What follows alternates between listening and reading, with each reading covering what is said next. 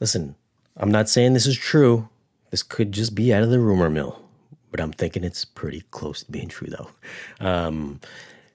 So this is the brand new 15.4 channel AVR flagship receiver from Denon. It is not the 8800H like people have been speculating on. It is actually the AVR A1H.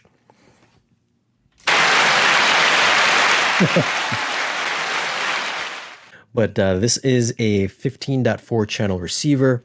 It's got Dolby Atmos, DTS:X, IMAX Enhanced, Aural 3D. I believe Aural 3D is supposed to be there as well.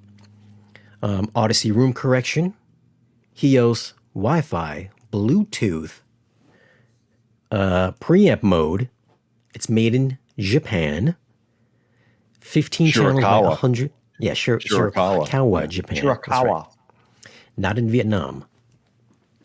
It is 150 watts by 15. It supports 9.1.6 Atmos speaker layout, DTS:X Pro, IMAX Enhanced, or 3D, 4 independent subwoofer outs via RCA or balanced XLR, advanced bass management, 8K, 4K, 120 on all inputs, which are 7 HDMI ins, 3 HDMI outs. If you don't know why there's 3 HDMI outs, I had a question about this the other day.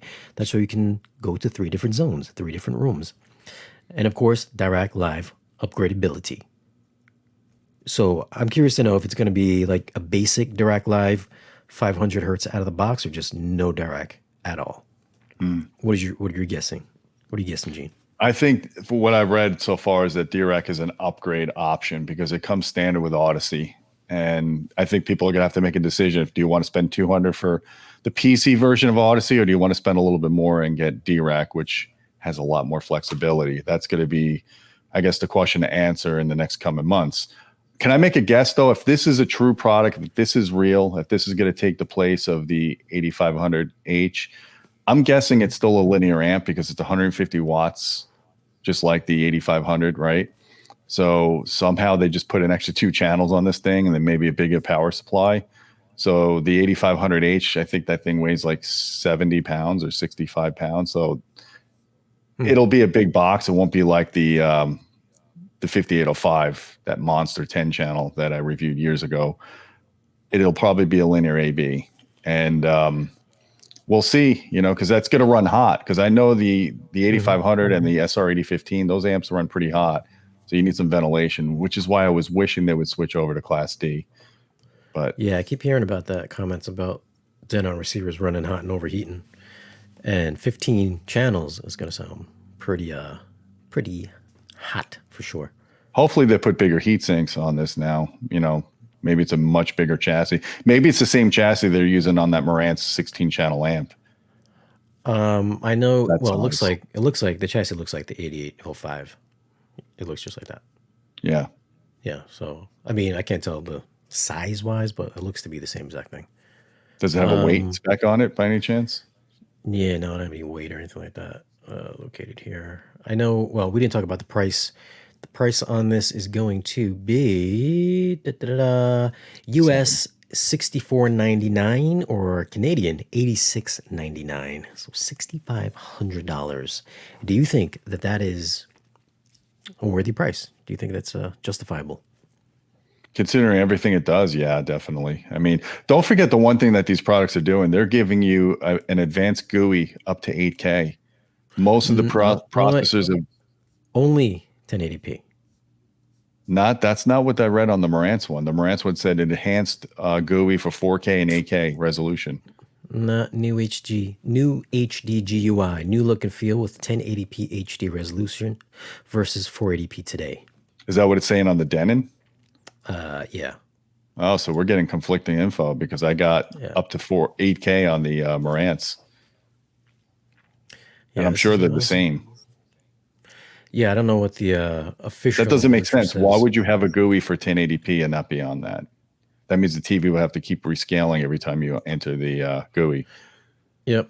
I mean, it's been doing that 480p for like forever. And those have been 4K upscalers in those AVRs previously.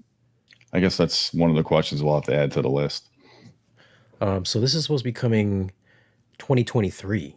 Let's go release dates. 2023 for the AV1H, 8500HA, 6700H. I don't know why this says 2023. Also 2023 4800H and the 3800H, also 2023. And then we've got the 28 and below, which I think is next month. So somebody said, I wish Denon would make separates again. I think the last time I spoke to Sound United, what their roadmap was, and this was, right after COVID kind of thing, was they were taking Denon. They were always going to put the flagship receivers in the Denon line, and they were going to put the separates in the Marantz line. So unless anything's changed since Massimo bought them, I don't think we're going to see the revival of Denon separates. I think you're going to have to settle for the flagship receiver in the Sound United brand being on Denon's team, not on Marantz's team. Yeah. Well, I mean, you get preamp mode on these Denons, so. Yeah, but you wouldn't buy an 85-pound receiver and then not use the amps in it. Yeah, it's kind of silly. Yeah, that's true. That's true. Let's talk about a couple of alternatives here. I did write down some alternative models that we could be looking at, which would be, let's start off with Anthem, the MRX 1140, which is also an 8K AVR. That's $4,200, 15.2 channel processing, 11 channels of amplification by 140 watts. No, well, the bass channels are 140, but the ATMOS channels are less. And really? I have the 1140. I love the 1140, but it's no match for this new Denon. I mean, the processing is great on it, but the amp section on the Anthem is no way near what you're going to get in this Denon. And 15 channels of amps built in versus 11, where 6 of them are pretty average Class D amps. Well, sorry, Anthem fans. I love Anthem. I'm using the 1140 in my bedroom, but I'm just telling you, the amp section in that is not as good as what you get in a flagship Marantz or Denon. Is that thing pretty heavy or what? It's like 40 pounds? The 1140, yeah, it's not that heavy. Maybe 40. Really? Yeah. All right, well, Class D. But it doesn't run hot. So if you have a rack, and you're worried about heat, the Anthem is the better choice over the Denon or the Marantz, just because it runs cooler, and and ARC is real easy to use, by the way. Yeah. I mean, I think it's just as good as DIRAC. Although I think DIRAC's got some pretty, innovative things coming up.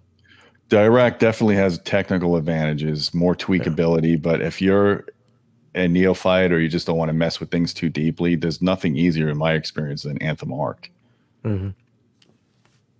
Next one up here, it's not out yet, but Emotiva MR1, maybe $2,000, 13.2 channels, 175 watts across the front 3, then for the rest of the channels, 100 watts, all channels driven. Supposedly, that's what the word is. So do you become a beta tester when they release a new product? Like the consumer just becomes a beta tester until they get the bugs worked out before obsolescence? My MX2 or whatever it's called, XMC2, it's been pretty good so far. I get a couple little clicks and pops here and there, but nothing too bad though. A lot better than it was when I first reviewed it 2 years ago. But that's the MR1, $2,000. I mean, that's compelling for the price. That's their receiver. Yamaha A8A, which I reviewed for you guys, right? Which is, I think so. Yeah, I did the 6A. Yeah. That's $3,300. Also supports 8K, 11 channels, 11.2, 150 watts per channel. $3,300. Again, like half price. No DIRAC Live, white panel blows. Plus, it's ugly as hell. I don't know what they were thinking this year with the plastic coverings. Yeah, but it's got a good amp section in it. I give them that. It's got a 5th foot too, so can't overlook that. The 5th foot. Less vibration with that 5th foot. Then we got the Arcam AVR31, which is also 15-channel AVR. 7 channels of amplification times 120. That is $6,900. But you will need an additional amplifier to power the. So you see the Denon's a better value at that point. Yep. Some people like that British Arcam sound though. That's class H, I believe, the amplifiers. And then, wait, is it class H or G? I think it might be G. They're similar topologies. It depends on if it's a track down converter or not. But and then last but not least, I came up with the JBL SDR38, which supports 8K as well. $8,550, 16 channels, 7 channels of power, so 100 watts by 7, and you will need additional 9-channel amp for that. Yeah. Also, I mean, Arcam and JBL share a similar platform. Same thing, and Audio Quest or Audio Control. Audio Control, yeah. Yeah, same platform, and that's $8,500. So I mean, the Denon's looking pretty like a pretty good deal for 15 channels of power. Yeah, it does. Box. Plus, none of these have four subwoofer outputs either.